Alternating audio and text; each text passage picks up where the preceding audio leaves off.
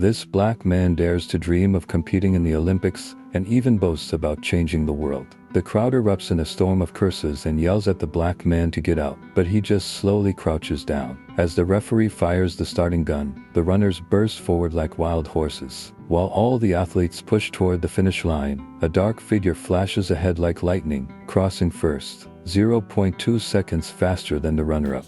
Owens wins the race with an absolute lead. Just as the coach excitedly rushes to celebrate with him, the referee nearby suddenly declares the result invalid. Hearing this, the coach storms over to argue, but Owens pulls him back. In the 1930s, black people in America often faced discrimination and unfair treatment. Even though Owens knows the referee is biased, there's nothing he can do. Yet, in this deeply unfair competitive environment, he goes on to win 4 gold medals at the Olympics 2 years later. Owens is born in a slum in Ohio. Owens loves running since he was a child. With his excellent physique and talent, he gets accepted into Ohio State University. He is overjoyed. He thinks he can finally show his running skills here, but reality hits him hard again. In this special era, no matter how talented a black person is, discrimination and prejudice are everywhere. Among American athletes, there's also an unwritten rule. After every training session, only white athletes can use the locker room first, and black athletes can only enter after they finish. One day, Owens is about to take a shower,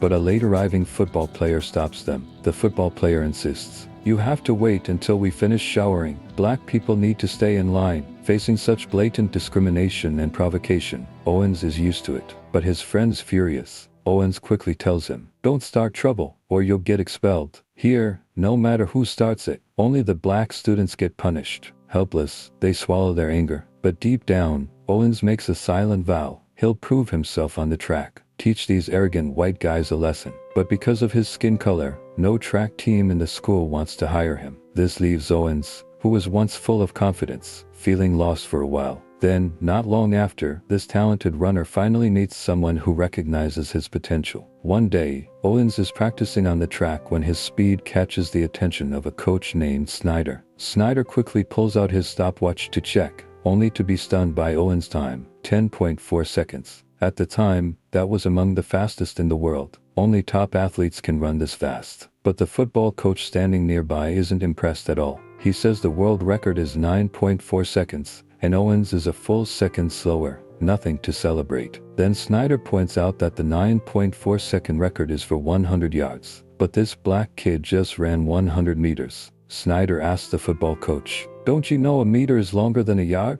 Excited, Snyder takes Owens to his office. Owens expects praise, but instead of recognizing his talent, Snyder criticizes him harshly. He points out that Owens starts too slow, his pacing is all wrong, and even his running form looks awkward. Hearing the coach tear apart his natural talent, Owens feels annoyed but keeps quiet. He knows this isn't just any coach. Snyder was a star sprinter on the US team and competed in the 1924 Paris Olympics. Even Owens' favorite runner, Charlie Parker, was his teammate. Then Snyder says if Owens combines his talent with Snyder's training methods and puts in hard work, then, at the Berlin Olympics 28 months later, Snyder promises Owens that he will make him famous. But Owens hesitates when he hears this, because Germany at that time is under Nazi rule, and the Nazis have strong prejudice against Jews and black people. Owens doesn't want to compete in such an environment, but Snyder tells him, "In America, black people face discrimination too. Do these problems bother you?" With his coach's constant encouragement, Owens finally accepts Snyder's advice. At the same time, he secretly makes up his mind to prove himself through his hard work and talent. Under Snyder's guidance, he begins 28 months of professional training. Snyder points out Owens' biggest issue, his start. If he can improve his starting speed and combine it with his strong finish, no one will be able to beat him, Snyder says. The first step is to lower his center of gravity. Your body should glide like a plane, Snyder says. The lower your stance, the less resistance you face at the start. With Snyder's careful coaching and Owens' daily hard work, his starting speed improves quickly. But his actions once again draw mocking comments from the nearby football players. "Hey Owens, why don't you hang from those bamboo poles?" one of them taunts. Others join in, shouting, "Let's see you swing from them, just like back in the jungle, right?" Though Owens ignores the white men's sneers, their words still distract him from his training. Seeing this, Coach Snyder steps in, teaching him how to stay focused despite the noise. Just then, the football team finishes practice. They demand Owens and the others get out of the locker room immediately. But Snyder completely ignores them and keeps explaining to Owens how to stay calm. His behavior angers the entire football team, and loud arguments erupt in the locker room. Snyder shouts at Owens, "You need to block out the hateful words. They're just noise, all of it. Owens, some people will like you, others won't. But none of that matters. Because no matter what, when you step out into the world, you've got to rely on yourself. Do you understand, Owens?" Owens replies, "Yes, coach, I understand." Snyder's words leave a deep impression on Owens. For the first time, a faint smile appears on his face. From this day on, he learns how to block out the hurtful words. Just when Snyder thinks he has finally put Owens on the right track, Owens suddenly skips the next day's practice without explanation. Frustrated, the coach waits outside the classroom door and finally finds Owens. Snyder says angrily, "Why did you miss practice? Do you think you're some kind of genius who doesn't need to learn or train anymore?" Owens replies, "No, coach. I know I'm still not fast enough, but I have to find a way to feed my daughter and my family." It turns out Owens not only has to study and train every day, but also takes on the responsibility of supporting his whole family. He finds a job at a gas station near the school and sends money home every week. After learning about Owens' family situation, Snyder calls him into his office again. Snyder says he has arranged a job for Owens as a college assistant so he can focus on training. The job pays $60 a month and covers personal daily expenses. Owens asks, "What do I need to do as a college assistant?" Snyder says, "Nothing. Your most important task now is to focus on training." Owens feels deeply grateful. With the coach's help, Owens no longer has to worry about his family's finances. He can now focus entirely on his daily training. Under Snyder's patient guidance, his performance improves significantly. 3 days later, the annual National Track and Field Championships begin. The best athletes from across the country will compete. This is Owens' first official competition, so he takes it very seriously. But the night before the race, Owens accidentally twists his ankle. On race day, the coach sees Owens limping and finally learns the truth. Snyder, concerned about Owens' career, suggests he skip the race. But Owens insists on competing. He wants to test his training results. After his persistent pleading, Snyder reluctantly agrees. The moment Owens steps onto the track, his eyes fill with determination. As the starting gun fires, he bursts forward like a wild horse breaking free, leaving all his competitors behind in an instant. In the end, he breaks the record with a time of 9.3 seconds. Not only that, in the following races, he also shatters world records in the 100-yard, 200-yard, 225-yard hurdles, and the long jump. Owens silences his critics with his near-miraculous performance. At this moment, everyone is shouting his name. Over the next few months, he keeps pushing himself, breaking his own limits again and again. Owens stands on the highest podium of national sprinting and becomes a track and field star known to every American household. The moment he steps off the bus, he's surrounded by an endless crowd of reporters and fans. From a black man who faced discrimination everywhere, he suddenly turns into a celebrity everyone admires. Under this sharp contrast, Owens' mindset gradually changes. One day, Coach Snyder notices a black athlete named Peacock, who recently won both the 100-meter sprint and long jump events in Philadelphia. Snyder says to Owens, "Keep an eye on this guy. This person could become your toughest rival." But Owens doesn't take his coach's words seriously at all. Winning again and again makes him more and more arrogant. Not only that, he starts going to bars and other entertainment spots often. He slowly gets addicted to this flashy lifestyle. Even though he's already married, he gets involved with a model. He thinks his wife, living in the countryside, won't find out, but his fame makes people recognize him everywhere. Soon, his wife discovers Owens' betrayal from the newspaper. Heartbroken, she sends Owens a letter, deciding to break up with him. After reading his wife's letter, Owens suddenly wakes up to reality. Full of guilt, he calls her, but she hangs up without listening to any explanation. In an upcoming race, a distracted Owens can't focus, and unsurprisingly loses. The one who beats him is Peacock, the very racer Coach Snyder had mentioned before. After the race, Snyder finds Owens drinking alone and asks, "Are you facing some trouble? At your speed, you shouldn't have lost this race." But Owens doesn't want to talk about the game at all right now. He just needs some time alone to cool down. However, Snyder quickly figures it out based on Owens' recent behavior. His wife probably found out about his affair with the model. Snyder says, "I won't judge what you've done. As long as you can live with your choices, that's what matters." But you have to make a decision now, before it's too late to fix things. After hearing the coach's advice, Owens finally comes to his senses. He goes back to his hometown and finds his wife at her workplace. He sincerely apologizes to her, and in the end, she is moved by his sincerity and chooses to forgive him. With his family worries resolved, Owens throws himself back into training because the Berlin Olympics are just 3 months away. Winning gold at this top-level event is the highest honor for any athlete. In the end, he earns his spot to compete in Berlin. But just as he's about to share the good news with his family, an unexpected visitor suddenly comes to see him. It's a council member from the local Black Association. He's here to ask Owens to give up competing in the Berlin Olympics. Under Nazi rule, Germany is starting to violently oppress Jews and black people. The council member says, "Owens, you're outstanding. You have a real chance to make history. But only by staying here can you stand with our oppressed black brothers in Germany. But this is the Olympics. Owens has spent his whole life preparing for this moment. Let's show the world our unity," the council member says. On one side is his own dream, and on the other is the expectations of his fellow black people. Owens now stands at a crossroads in life, unsure of what to choose. His father says he should follow his heart and not push himself too hard. After struggling for a long time, Owens finally decides to give up his spot in the Olympics, even though he really wants to compete. The next day, he tells Coach Snyder the news. When Snyder hears this, he flies into a rage. Snyder asks him, "You have the talent to make history, and you're just going to give up this chance? Let it slip away like that." Owens says, "A lot of people look up to me." Snyder asks, "What do you mean, a lot of people? Who? Black people? I don't care about that at all." Owens coldly replies, "Because you're white." With that, Owens turns and walks away. Snyder falls into deep thought. That night, he goes alone to the training field and drinks in frustration. Memories of his Olympic training days come flooding back. He wishes he could go back to those times. Under the influence of alcohol, he slowly walks onto the field.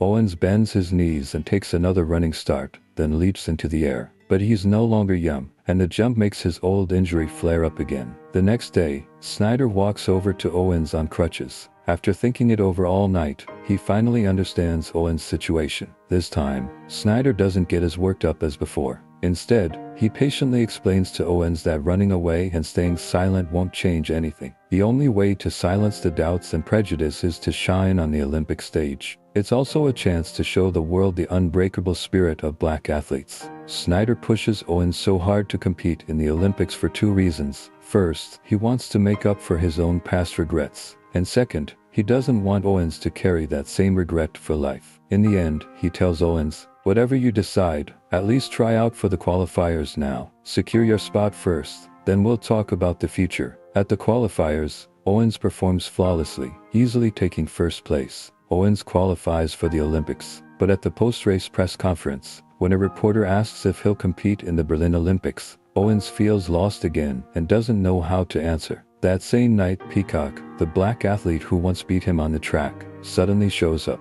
During a sprint race, Peacock tore his Achilles tendon by accident. Though doctors say he'll recover in a few months, it's already too late for him. "I hope you can compete in the Berlin Olympics," Peacock says. "I read the newspapers. Those who don't want you to participate will try to distract you, that's certain. But it also means some people support you. Many have high hopes for you." Owens asks, "Hopes for what?" Peacock replies, "To compete in Berlin. Show the world the unbreakable spirit of black people. Let everyone see it." That night, Owens can't sleep. Tomorrow is the day the team leaves for the games, but he still hasn't made up his mind. After hesitating for a long time, he wakes his sleeping wife to ask for her opinion. "Don't overthink it, Owens," his wife says. "That will only make things worse. You were born to run. Don't care about what others think. Listen to your heart and follow what it tells you. Understand?" The next morning, his wife packs his bags early. With his family's support, he finally finds the courage and confidence to chase his dreams again. But when Owens joins the team, he realizes Coach Snyder didn't get approval from the US delegation.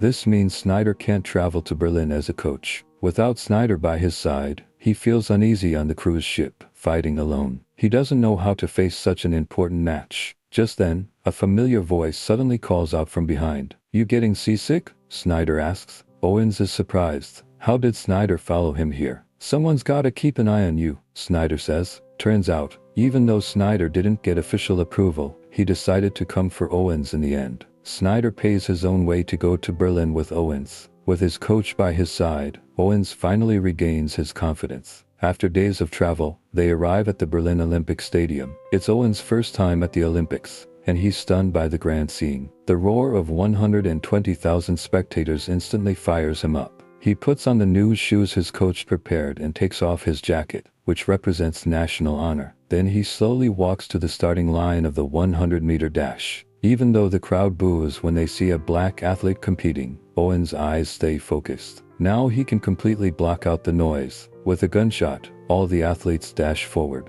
Among them, Owens is like a black lightning bolt, quickly leaving the others far behind. In the end, he wins his first gold medal with a time of 10.3 seconds. When he stands on the podium, Owens finally understands what his coach said. He can now use this achievement to break all the prejudice and doubts against black people. The next day, in the long jump competition, Owens faces an unprecedented strong opponent, Karl, Germany's top long jumper. At the qualifying round, he only uses one jump and directly advances to the final. When it's Owens' turn, he walks right into the sandpit to check the field because he doesn't know the Olympic rules. The referee calls a foul, and Owens loses his first jump. Though upset about the call, Owens goes back to the starting line for his second attempt. But he steps over the line, and the jump doesn't count. 2 mistakes in a row shake his focus. Just then, the German athlete Karl places a towel in front of the white line and signals Owens to take off from this spot. Owens immediately understands. He starts running again and successfully completes his final jump, securing his place in the finals. He quickly catches up to Karl to thank him.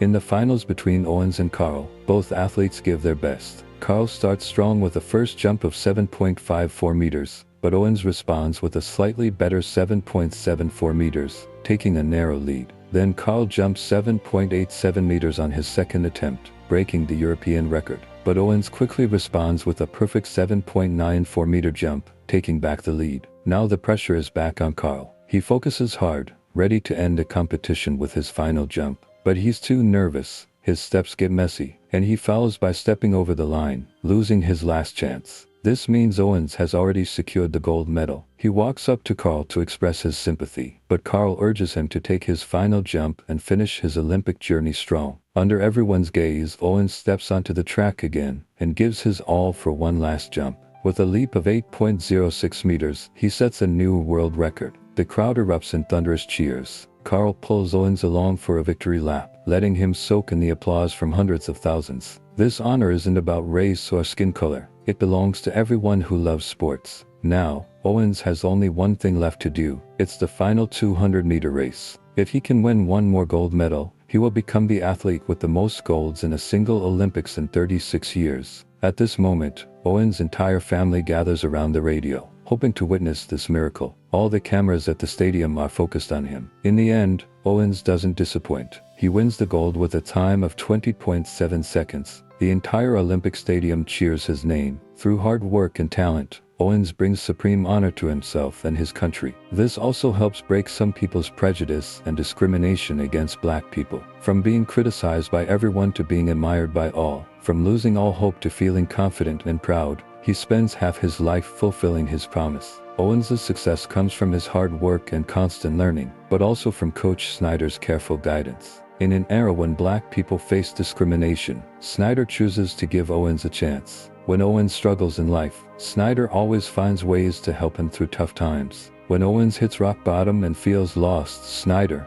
like a wise elder, always lights the way forward for him. I hope you too can block out discrimination and prejudice on your life's path, always holding on to your dreams. May you also meet your own Coach Snyder. Someone who gives you everything when you're down, offers help when you're in trouble, and guides you out of darkness when you feel lost. This story is based on the real-life struggles and triumphs of Jesse Owens, the legendary African-American athlete who defied racism and hatred with his extraordinary talent. In an era when black athletes faced brutal discrimination, Owens shattered records at the 1936 Berlin Olympics, proving that greatness knows no color. Sometimes, the most powerful revolutions begin not with words, but with a man simply running faster than hate.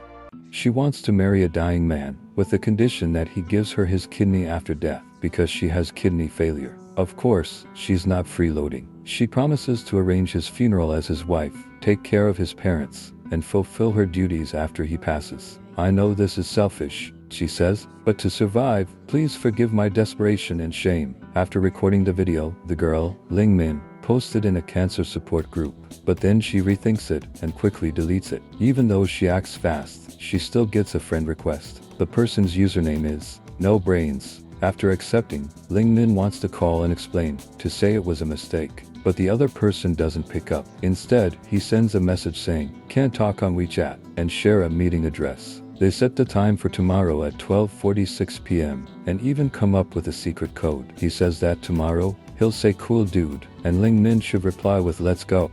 That way, he'll know it's her. Ling Min finds it ridiculous. But to clear things up, she still shows up at the spot the next day. Right at 12:46 p.m., she spots the cool dude. He's munching on a chicken leg while going table to table, checking the code. He looks totally clueless. Ling Min quickly calls him over. He starts the code. "Cool dude," Ling Min says. "Yeah, it's me," he says. "Wrong." Ling Min has no choice but to say, "Let's go." Hearing the correct response, he hurries to sit down, and the two start introducing themselves. "Hi, Lin Min. My name is Lai Tu." Ling Min says her name is Ling Min, not Lin Min, but Lai Tu still doesn't get it. Frustrated, Ling Min says, "Whatever, call me what you want." After introductions, Lai Tu pulls out two 50% off coupons from his bag and says he wants to treat Ling Min to a meal. But Ling Min says no, she can't eat any of the food here because of her kidney disease. Plus, she didn't come here to eat. Ling Min starts explaining, saying the video was just a misunderstanding. She doesn't feel that way anymore and tells him to forget about it. Just pretend he never saw it. But as soon as she finishes speaking,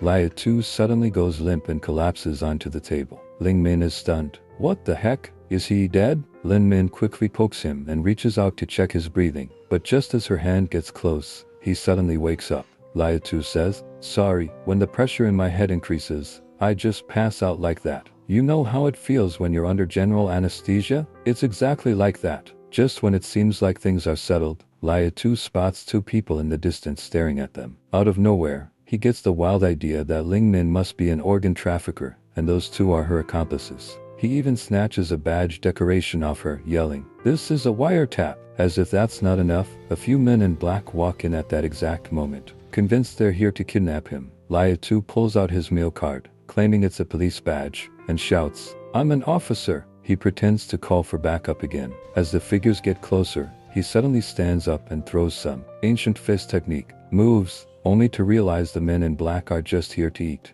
The whole thing was just Lai Tu's delusion. Ling Min watches this and mutters, "What a freak." Looking at the scene, she thinks his online nickname, No Brain, fits him perfectly. Too embarrassed to stay, she calls him a drama queen and ends this ridiculous meetup. As soon as she steps out of the restaurant, Lai Tu texts her, "You passed my first test." Ling Min replies, "Dumbass," then blocks him without a second thought. A few days pass, and she thinks the whole matchmaking mess is behind her, that she'll never have to see that clueless Lai Tu again. But then, on this very day, she spots him standing right outside her building. He's actually stalking her? Seriously, what's his deal? Furious, Ling Min storms outside and marches up to him. She snatches the notebook from his hands, throws it on the ground, and stomps on it a few times. Then she yells, "Are you crazy? Didn't I make myself clear enough? When will you stop?" Liu Tu says, "I'm just going through the second phase of the test." He replies. Ling Min asks, "Then what happens if I pass all your tests?" Liu Tu says, "Then we'll do what you said. We'll get married, I'll give you my kidney,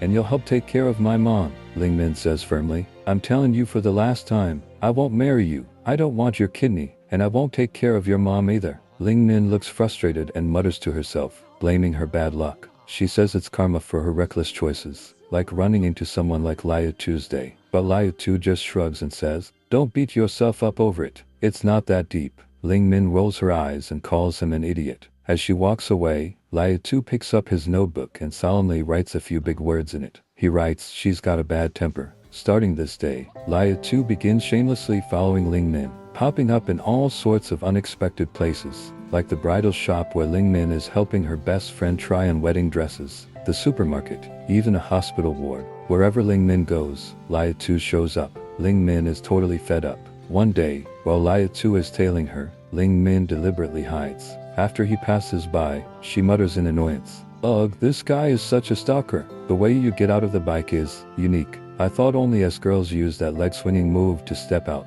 Lai Tu says, "Can't help it," Lai Tu replies. It's a side effect of brain disease. Any other way and I'll get dizzy. After a few days of observation, Lia 2 finally finishes his research and hands Ling Min a summary sheet. It clearly lists her anger meter, passive skills, and other stats. Ling Min just thinks he's nuts. Early the next morning, Ling Min is woken up by a call from her real estate agent. She's renting the place, but it's up for sale. The agent tells her someone's coming to view the apartment in the afternoon and asks her to hide her medicine because potential buyers might get weirded out seeing so many pills. That's when Ling Min snaps. Armed with spray paint, Ling Min storms into the real estate agency and tags the glass door with "unscrupulous." An agent rushes out to stop her, but she snaps. "I put up with the landlord breaking the contract to sell the place. I tolerated your endless parade of buyers touring my home, but now you're telling me to hide my medicine? Enough is enough. Are sick people some kind of bad luck?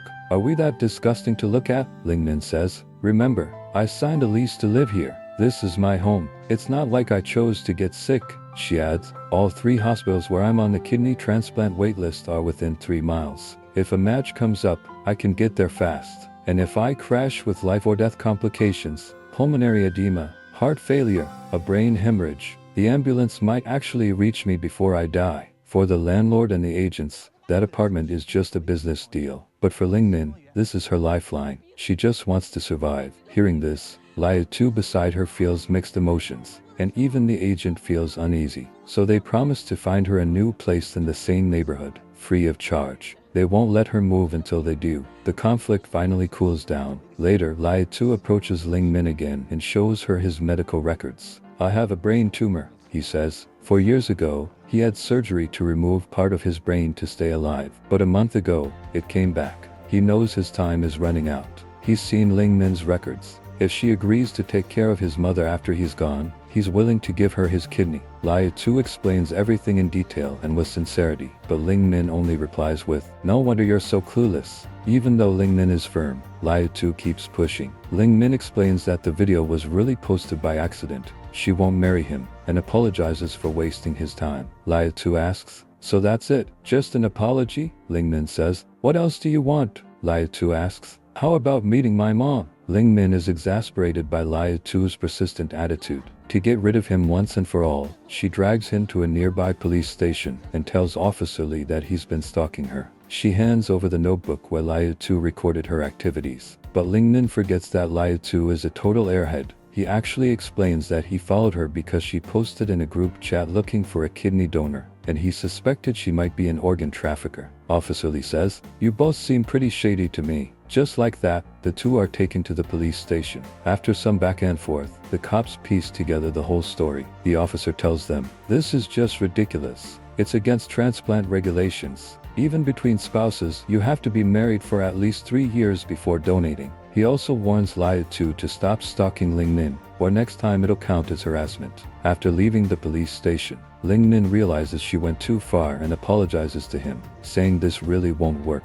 But Lia 2 just runs off, as if he's deeply hurt. At the same time, Officer Lee comes out to return the medical records Lia 2 left behind, but he's already gone. Ling Min takes them instead. On her way home, she looks at the photos of Lia 2 during surgery in the records and feels a mix of emotions. He's had a hard life, she thinks. He kept going for his mother's sake. After that, Lia 2 seems to vanish, no sign of him. The real estate agent keeps their promise and finds Ling Min a place nearby. While showing the apartment, the agent apologizes to her. He explains that his mother is sick and he urgently needs the commission, which is why he's rushing Ling Min to move out. Naive and trusting, Ling Min signs the contract without hesitation. Soon, her best friend's wedding arrives. Among the bridesmaids, Ling Min's arm sleeves stand out awkwardly. Still, she works hard to help with the event. Then, she spots a familiar figure, Lia 2's.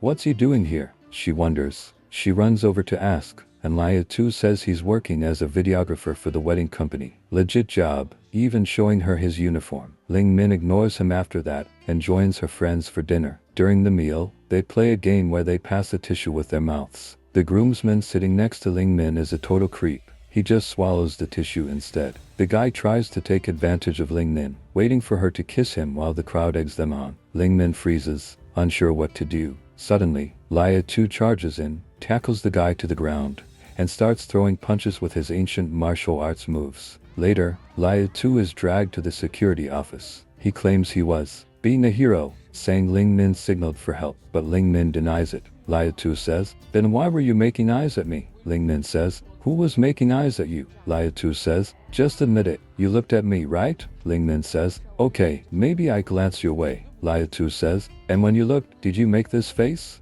As he says this, Lia Tu spots the security camera footage, so he drags Ling Min to check it out. But when he grabs her arm, she collapses in pain. They rush to the hospital. The doctor says, "A fistula is highly sensitive to pressure. The external force likely caused an acute blood clot, blocking it." Because of Lia Tu's actions, the fistula in Ling Min's arm, used for dialysis, gets completely blocked, and they can't clear it no matter what. Ling Min is in agony, and Lia Tu is filled with guilt. In the end, Ling Min has to go through the ordeal again, getting a new fistula created overnight. A dialysis fistula, in simple terms, connects an artery in a vein to make the vein function like an artery, increasing blood flow for easier needle access during dialysis. It's basically a lifeline for dialysis patients. After the surgery, Lia Tu stands by Ling Min's bedside, unsure what to do. Just then, the real estate agent calls and says the moving company has arrived. It's time for her to move. But Ling Min just had surgery and can't move yet, so Lia Tu volunteers to help as a way to make up for his mistakes.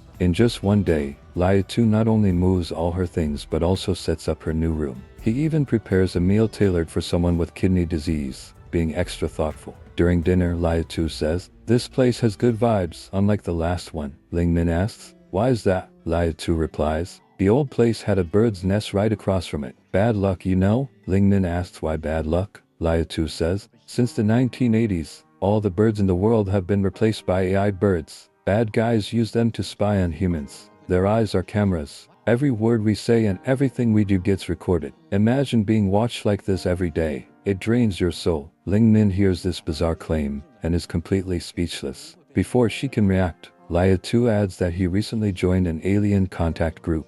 He regularly sends Morse code messages to outer space. If aliens pick up the signal, they'll take the sender back to their home planet. He also says all humans are descendants of aliens, and life on their home planet is extremely harsh, so their brains are incredibly advanced. But on Earth, they can only develop up to 10% because surviving here is too easy. Ling Min asks, "Surviving on Earth is easy?" Lia Tu says, "Yeah, look at me. I had a chunk of my skull cut off, and I'm still doing just fine, aren't I?" Hearing this, Ling Min almost laughs herself to the ground. Lia Tu starts laughing too, but as they keep laughing, his laughter turns to tears. "I'm sorry, Ling Min," he says. "I've caused you so much pain. Does your arm still hurt?" The abrupt shift in his emotions leaves Ling Min frozen in place. At the same time, the emotional whiplash is too much for Lia Tu, and just like before, he instantly passes out. But he wakes up again moments later. Then, Lia Tu suddenly stands up with a weird look, saying he needs to clean up the room because he's staying to take care of Ling Min.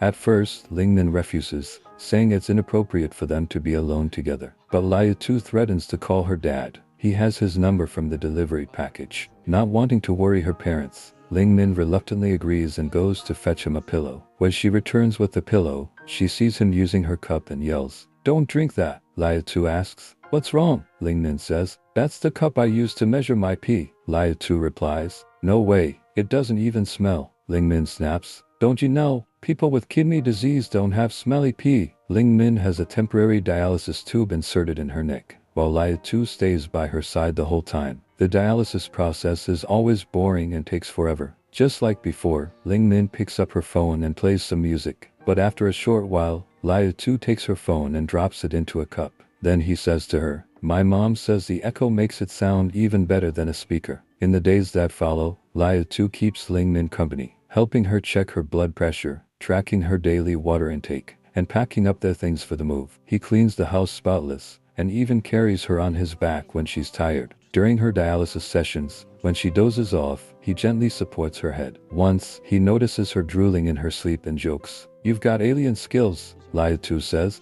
"Our alien group leader says drooling is a skill we developed on our home planet. It helps flush out toxins." That same day, Lia Tu gives Ling Min an apology letter. If she presses her handprint on it, she can ask him to do anything for her, as long as it's not illegal. It's his way of making up for all the hardship he put her through. After the surgery, Ling Min can't shower for a few days, so she's itchy all over and has to ask Liatu to scratch for her. But what she doesn't expect is that the very next day, Liatu brings his mom over. His mom asks, "Sweetie, is it this arm? Oh dear, you've been through so much." Then she turns to Liatu and yells, "Get over here, you little troublemaker. I told you to keep your hands to yourself." Liatu quickly says, Okay, Mom, stop hitting me. We rehearsed this. No hitting the face." Liatu adds, "Oops, I got too into character." Well, like mother, like son. They're both equally adorable. Liatu's mom comes over to help Lingmin take a bath, as Liatu asked. Hearing this, Lingmin says no thanks. She feels a bit awkward, but Liatu's mom acts like she didn't hear, takes off her coat,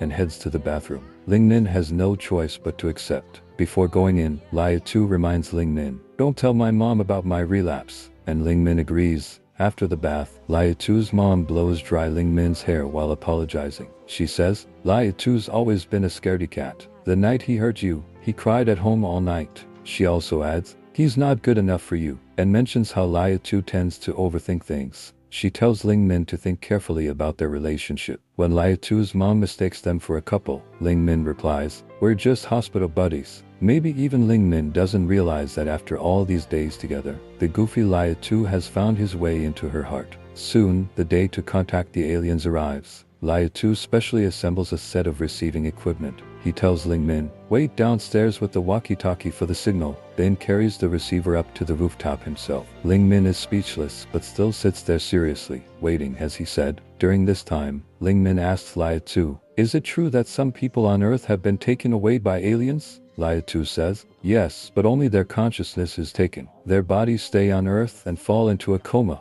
Once the aliens fix their consciousness, they send it back, and the person wakes up." Liatu says this theory was told to him by the admin of the alien group chat. Shortly after the admin moved to a new house, his wife and child got blood cancer. Not long after, his wife passed away, and his son fell into a coma. Then one day, a beam of light shone into the admin's home, and a voice told him that his son's consciousness had been taken away for repairs. Strangely enough, a few days later, his son actually woke up, though the odds of this happening are extremely low, like 1 in 300 million. After sharing this, Liatu starts talking about him and Lingmin. He says the chance of them meeting was also 1 in 300 million, and that they're totally meant to be a match made in the stars. He jokes that they're quite the pair, one with a busted brain, the other with 2 busted kidneys. No one is a better match than these 2 unhappy souls. He's already checked. If he dies, his wife Lingmin gets first priority for his organs. After hearing this, Lingmin doesn't agree. She just says they're like 2 empty soda bottles, both hoping for a win another bottle prize. Lingmin says, "I don't think there's much hope for me. Maybe my whole life is just destined to be a thanks for playing." Liatu quickly says, "Don't talk like that. Show some fighting spirit. You got this." As his words grow louder, tears start rolling down both their faces. Not long after, Lingmin's arm heals. One day, Liatu's mom invites her over for dinner. While cooking, Liatu's mom keeps playing a song on repeat. The song's name is "Let's Shake the Sun Together." Lingmin steps into Liatu's room for the first time. The walls are filled with traces of his growth and his mother's love for him. During dinner, they chat about family and work. Lingmin used to be a tour guide but started writing articles for the travel agency's blog after getting sick.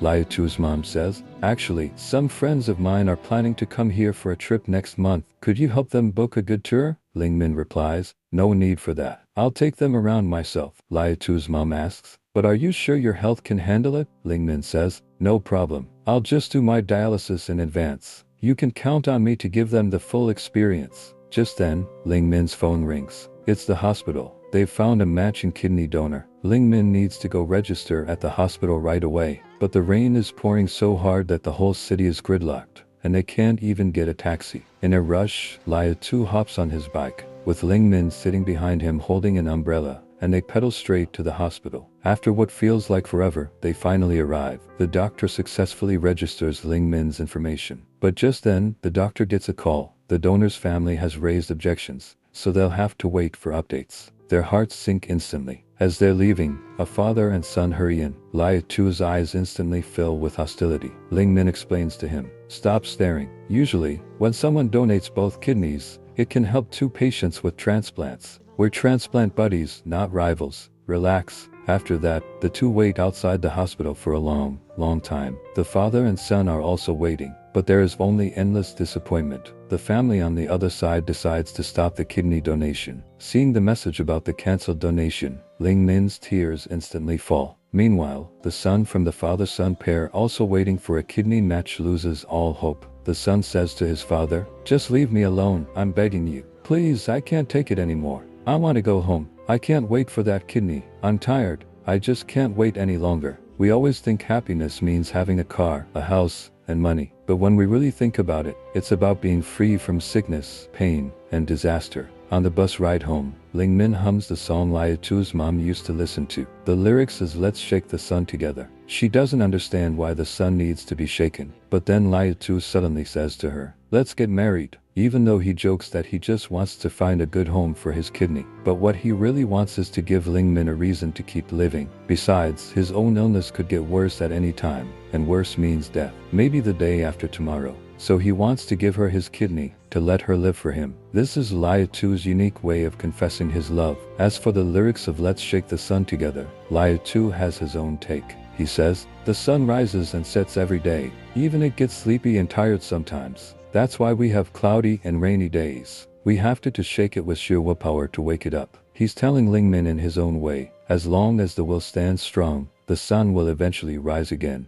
As long as hope remains, tomorrow will still be beautiful. The scene shifts to the next day. The two arrive at the marriage license office. They get married. As they step outside, Ling Min spots a tour group entering a restaurant. A bold idea strikes her. She approaches the tour guide and, after some discussion, secures a chance to speak on stage. She steps up and says, "My beloved Liatu and I just got our marriage license and started our journey together. It's just a shame our family and friends couldn't be here with us. But a wedding is such a big deal. It shouldn't be too quiet, right? Just now, I saw everyone wearing red hats, and with such a festive atmosphere, we decided to join in on the fun and celebrate with all of you. How about we add 2 more dishes to each table? 1 plate of braised pork and 1 plate of fish head with 2 kinds of peppers. It's on us. We hope you'll give us lots of blessings. Thank you, everyone." And just like that, the two had their own unique wedding. Though no family or friends were there, well-wishers kept coming. Though their outfits were simple, the joy of their big day was just as lively as any grand wedding. Later, as they walked home, chatting and laughing, they reached their doorstep when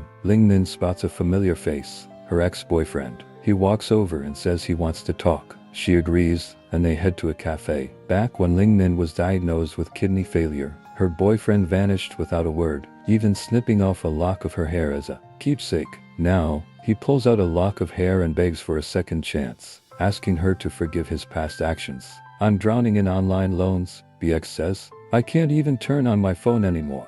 I should have listened to you." His apology disgusts Ling Min. This isn't the first time. She hands him a card and walks away. She says this was their wedding savings fund. Then she tells him to close his eyes and cuts off a lock of his hair. Ling Min says, "Now we're even. The hair in this box isn't mine. My hair isn't this nice. Whoever it belongs to, you should return it. Too many love debts will come back to haunt you." With that, Ling Min walks away without looking back and finds Liatu, who had been hiding outside watching. Earlier, she had told Liatu to go home, but he secretly followed her, afraid her ex would hurt her. Liatu says, "Legally you're my wife. It's only right that I worry about you." Ling Min asks, "Only legally?" Liatu replies, "I try not to think beyond that. After all, I don't have much time left." Hearing this, Ling Min's tears fall, her heart aching for him. Seeing her tears, Liatu gently wipes them away, then licks his fingers after touching her tears. Ling Min asks what he's doing. "You told me before that the urine of kidney failure patients doesn't smell," he says. "I just wanted to see if tears are salty." "You're such a dumbass," Ling Min says. "Well, I am missing a piece of brain tissue,"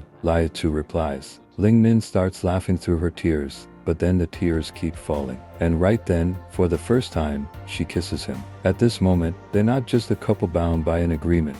They're real husband and wife, truly in love. A few days later, Liatu's mom's friends arrive as planned. Ling Min acts as their tour guide, showing them around and explaining all the famous landmarks. Over the next few days, both Ling Min and Liatu are incredibly happy. It feels like all their past hardships were just leading up to this moment of joy. But during dinner that night, Liatu suddenly feels unwell and rushes to the bathroom. Ling Min notices something's wrong and follows him, only to hear him vomiting inside. Is his condition relapsing? That night, back at home, Ling Min digs out Lia Tu's medical records. The next day, she tracks down his doctor using the information from the files. But when she asks, she's stunned, because Lia Tu has been lying to her all along. He isn't terminally ill. With proper treatment, there's a chance he could recover. That evening, Ling Min confronts Lia Tuesday. Why are you giving up? She demands. He says, I don't want to drain mom's retirement savings. Ling Min fires back. If we're short on money, we can borrow. I'll sell everything if I have to. But the real thing Lia Tu fears isn't the cost. It's the brain surgery. It's the endless darkness in the ICU after surgery. It's the fear of reliving that terrible experience. But most of all, it's the fear of not knowing what will happen to Ling Min once he recovers. He just wants Ling Min to live well for his sake.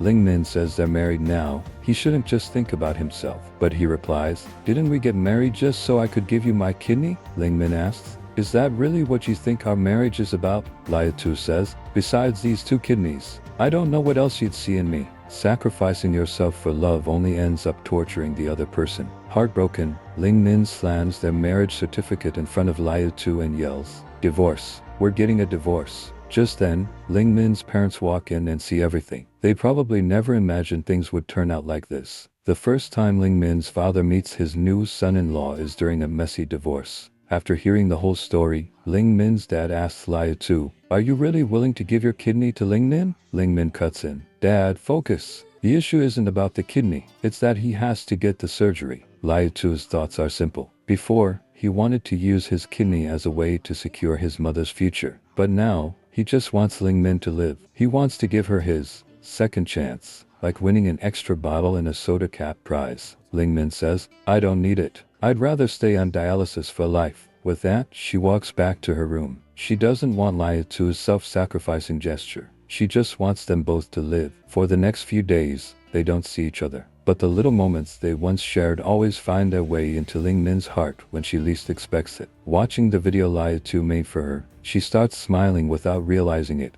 only to burst into tears moments later. Sometimes when she sees birds outside her window, she wonders if they're the AI birds Lia Tu once mentioned. These days, Lia Tu lingers around her building, hoping to catch a glimpse of her, but a nosy real estate agent spots him, filming him on his phone and teasing him like he's some kind of fool. By chance, Ling Min sees this scene. Furious, she storms over and whacks the agent with her backpack. As for why Lia Tu plays along with the agent's antics, he thinks the agent is Ling Min's friend. I just want to see you, Lia Tu says. Ling Min replies, you can see me anytime, as long as you agree to treatment. But Lia Tu stubbornly refuses. I won't go. Then let's get a divorce, Ling Min says. Tomorrow at 9 a.m., I'll be waiting for you at the marriage license office. The next morning, Ling Min arrives at the office, but after waiting for a long time, Lia Tu never shows up. She calls him, only for his mother to answer. Lia Tu's condition has worsened. He's now in the hospital. Without hesitation, Ling Min rushes there. After searching, she finds his room, but doesn't go in. Instead, she stands outside, listening to their conversation. Lia Tu's mom asks the doctor, didn't you always say his checkups were fine? The doctor says, when did I say that? Lia Tu's mom replies, you told me on WeChat. The doctor says, that's not my WeChat account. Lia Tu tells his mom that he registered the account and pretended to be the doctor to trick her. His mom asks, why would you do that? He says, I don't want treatment anymore. I don't want to live. I'm tired of it all. Lia Tu's mom slaps him without thinking. Hearing their conversation and his mom's crying, Ling Min at the door feels heartbroken. That night, Lia Tu's mom goes to Ling Min's house. She says she agrees with Lia Tu's decision. If that day ever comes, she's okay with him giving his kidney to Ling Min. She just hopes Ling Min can convince Lia Tu to get treatment. Cut to the next night. Ling Min finds Lia Tu lying on the rooftop, trying to contact aliens. Lia Tu knows Ling Min is here to talk him into surgery, but Ling Min says it's not a request, it's an order. She then pulls out the apology letter Lia Tu gave her earlier, where he promised to do one thing for her. Ling Min says, press your thumbprint here, and it's official. You're not backing out, are you? Lia Tu doesn't answer directly. Instead, he says he's figured something out. He compares the surgery 4 years ago to winning a free second bottle in a soda cap,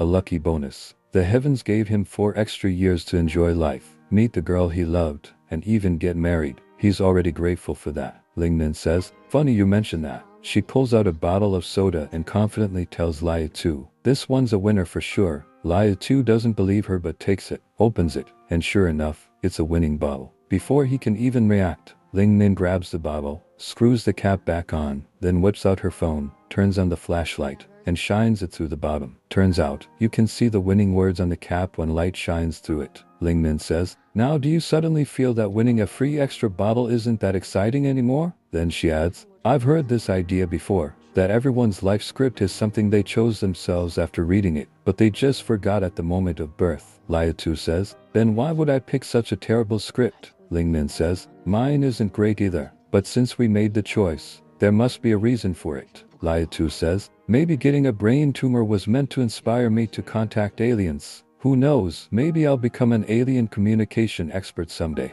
Ling Min says, "Could be." Laya 2 says, "But the price is way too high, don't you think?" Ling Min says, "The bigger the sacrifice, the bigger the reward. Maybe you'll even win a Nobel Prize someday. You should focus on things that make you happy. Cry if you want to cry. Laugh if you want to laugh. If you're feeling down, just yell. Go for it." Laya 2's heart wavers, but he still worries. What if the surgery fails? What if he's left with lasting damage? What if his life story has no next page? But Ling Min doesn't give him a chance to argue. She picks up the apology letter and says, "I don't want to live for you. I want to live with you." Laya 2 agrees, then turns to look east and says, "I want to watch the sunrise one more time." He says, "I'll go with you." She replies. They wait together from night until dawn, but the sun never breaks through the morning haze. In the end, Laya 2 agrees to the surgery. Before entering the operating room, he hands Ling Min a piece of paper. "This is the eulogy I wrote for myself," he says. "If I don't make it, read this at my funeral." Then the screen fades to black. Then, the sound of a eulogy begins. "Hello everyone, I'm Laya 2, the voice says. "Right now, I've already left this world. The body is life's fortress,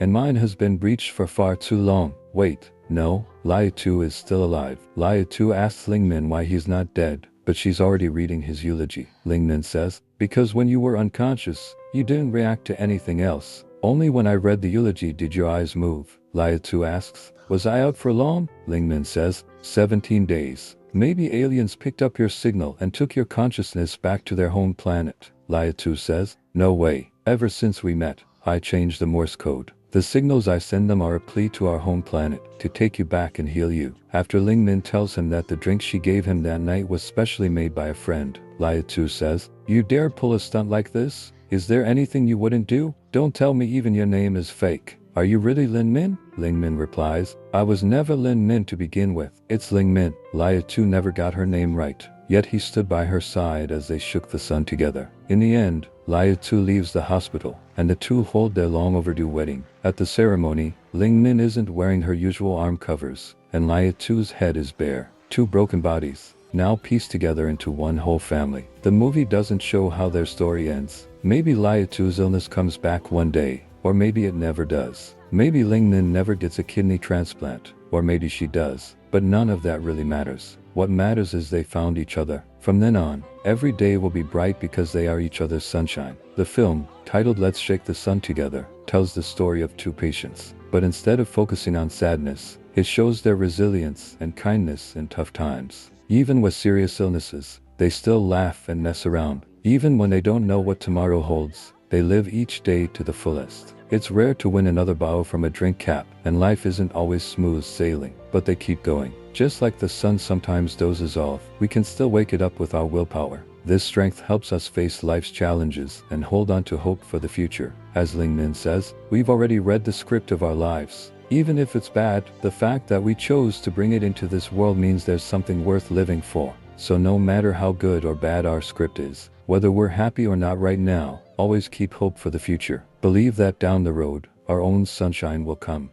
On his way home from work on the subway, Shoei suddenly feels life has no meaning. He's only 41. He's been married to his wife for 13 years, and they have a daughter who just started middle school. The family owns a car and recently bought a house with a garden on a loan. At work, he's the head of the finance department, a man who seems successful in everyone's eyes. But as the same routine repeats day after day, he realizes all he does is work, eat, and sleep. He's lost all passion for his dull life and feels no interest in anything around him. He's become just another boring middle-aged man. Shoei's life isn't happy, and he can see exactly how dull it will be. But one day, while riding the train home, he spots a woman standing by the dance studio window near the tracks. She's young, beautiful, and elegant, with a quiet sadness in her expression. Shoei is drawn to her. He keeps staring until the train enters the tunnel, and he can no longer see her. Meeting a woman like her is just a random moment in life. Soon, everything goes back to being boring and ordinary. He goes home, takes a shower, sleeps, and wakes up early the next morning for work, just like always. But his stagnant life, like a pool of still water, seems to ripple a little after seeing her. Every night on his way home now, Shoei looks forward to seeing the woman by the window, and he always does. Even just a glimpse from afar fills him with a strange satisfaction. He even buys dance books to learn about this unfamiliar world as a complete beginner. But tonight, when he passes the dance studio, Mai isn't there. A sharp disappointment hits him. After hesitating for a few seconds, he steps off the train, unwilling to let it go. He lingers outside the studio for a long time. Just as he's about to go upstairs, reason stops him in his tracks. What am I doing here? Shoei is about to take the next train home, but he can't help glancing at the dance studio again. Just then, that woman appears by the window. In the end, he gives in to his desire and goes upstairs. Shoei enters the studio, bathed in warm yellow light. The woman notices him and walks over. "My name is Mai," she says, asking why he's there. A little nervous, he tells her he wants to learn to dance. Since private lessons are too expensive, Shoei pays 2,000 yen to join a group class. After signing up, he stops by a dancewear shop and spends over 10,000 yen on a pair of dance shoes. The next day after work, Shoei heads to the studio for his first lesson. Shoei looks forward to Mai teaching him personally, but he's disappointed to find out she only offers private one-on-one lessons. Instead, Tamako, an older instructor, is assigned to teach him. Tamako starts with basic dance theory, but Shoei can't focus. He keeps stealing glances at Mai, thinking he should have paid extra for private lessons. When Tamako moves on to basic steps, Shoei struggles. He's never danced before. By the end of class, he's exhausted. During the break, Tuoko, a student, strikes up a conversation. "Most male students here signed up just for Mai," she says, but Mai isn't the type to fool around, and she never gives male students a chance to get closer. That's why many of them quit halfway. "I bet you won't last long either," Tuoko says, seeing right through Shoei's intentions. He can only respond with awkward silence. Even though his motives are exposed, Shoei keeps going to the dance class every week. He still learns the basics from Tamako, and his eyes still drift toward Mai during lessons. But Mai always keeps her distance, and he never gets a chance to approach her. Even though he doesn't get closer to Mai, Shoei's state of mind is completely different from before. Shoei no longer feels lifeless. His days begin to glow with a new sense of hope. That day, Shoei goes to dance class as usual, but he's surprised to see Tomio, his co-worker, there too. Tomio is an ordinary clerk in the finance department. Most colleagues avoid him because he's dull and unremarkable at work. But here, Tomio is dancing passionate Latin moves, full of energy. As Shoei watches with interest, Tomio suddenly notices him. Embarrassed at being seen by someone he knows, Tomio panics. In his fluster, he accidentally bumps into Tuoko nearby. Tuoko starts yelling at Tomio, blaming him for messing up her dance rhythm. "You're already done with class. Just leave," Tuoko says. "Shut up, you old hag," Tomio snaps back angrily. Hearing him call her an old hag, Tuoko storms over and snatches off Tomio's wig. Later, Shoei and Tomio go out to eat. Tomio says he's been practicing dance in secret for 5 years. As an older single man, Tomio says, "People assume I'm only here for the beautiful teacher, but I really love dancing. When my body moves with the music, I feel genuinely happy. At work, everyone looks down on me, but when I put on my wig and dance, I feel this amazing confidence," Tomio says. "I also compete in amateur dance contests. Now I'm rated as a level 3 amateur dancer by the Dance Association." Shoei watches his colleague light up as he talks about dancing, seeing a completely different side of him outside work. By the end of their chat, they both agree, no one at the office can know they're taking dance lessons. That weekend, Tomio takes Shoei to a dance party. Soon, someone their age asks Shoei to dance, but as a beginner, he keeps making mistakes and accidentally steps on his partner's foot. In the end, he has to sit out, embarrassed, feeling the frustration of being a newcomer. After the blow from the dance party, Shoei becomes more serious about dancing. He really wants to get better at it. After showering, he secretly practices his steps in the study. However, he doesn't expect that his wife smells another woman's perfume on his clothes. The next day, his wife goes to a detective agency and hires a detective to investigate whether Shohei is having an affair. She doesn't dare to ask him directly because she's terrified of hearing the word cheating from her husband. Since she isn't 100% sure, the detective says it will take some time to gather evidence. That day, Tamako takes a day off, so Mai has to step in as the substitute teacher for the group class. Shohei finally gets his wish to be close to Mai. He's happy but clumsy as he tries to follow her dance steps.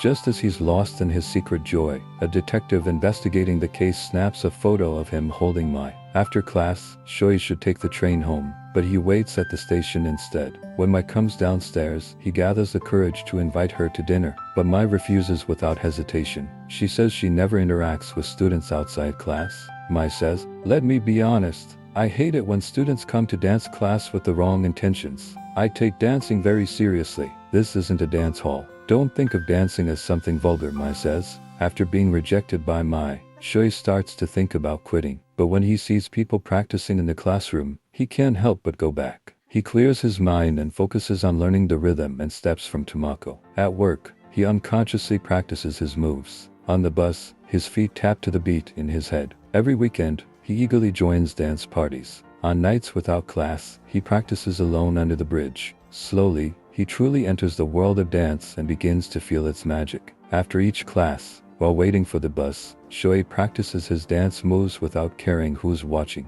His efforts on the platform happen to catch Mai's attention as she glances out the window. Over time, Shohei unconsciously incorporates dance moves into his everyday actions. During a casual chat, Tomio tells him, "Dancing is addictive. It's like basketball fans. They'll suddenly jump and mimic a shot in midair." On the weekend, Tomio takes Shohei to a dance hall. To his surprise, he runs into Tamako there. Besides teaching at the studio, Tamako also works part-time as a dance partner at this hall on weekends. Tamako asks Shohei to dance with a partner, but he worries his clumsy steps will embarrass him again. Then Tamako says, "Dancing isn't just about steps. You need to feel the music with your body." Shohei takes her advice and invites Tamako to dance. They move freely across the dance floor, following the music. Now Shohei understands dancing better. His attitude shifts from learning to enjoying it. One day, Toyoko suddenly faints during practice. Shohei and the two teachers rush her to the hospital. From Toyoko's daughter, they learn that Toyoko loved dancing since she was young.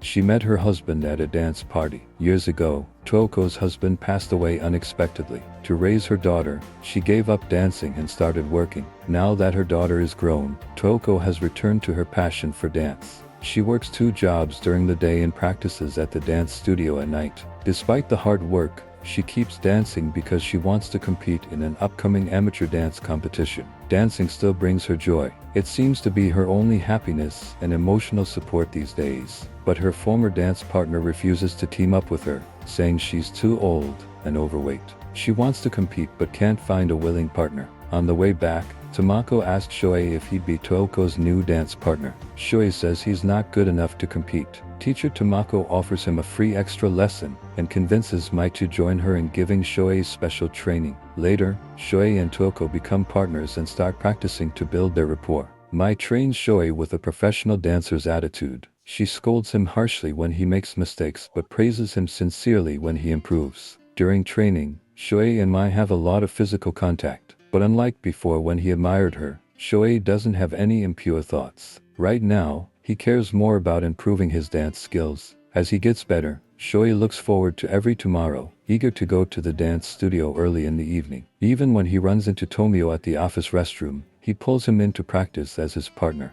But when a coworker walks in, Tomio quickly pretends to have fainted, and Shohei holds him, making the scene extremely awkward. After a special training session that day, when no one else is around, Shohei opens up to Mai about how he's been feeling. Shohei says, "Actually, the reason I started learning to dance in the first place. I was truly drawn to your grace and beauty." Shohei says, "I love my wife very much," he continues, "but I always feel like something is missing in my life. At one point I thought my life had no meaning," he admits. "I desperately needed some outside force to pull me out of that emptiness. For a while, I thought that force was you," Shohei says, "but then I realized you don't owe it to me to be my savior. Then I discovered dance," he explains. "As I kept learning, I slowly realized how much I love it. The more I danced, the more I noticed my outlook on life changing, he adds. After hearing Shoei's confession, Mai also opens up. She tells him she often stands by the window for a reason. She's been dancing since she was a child.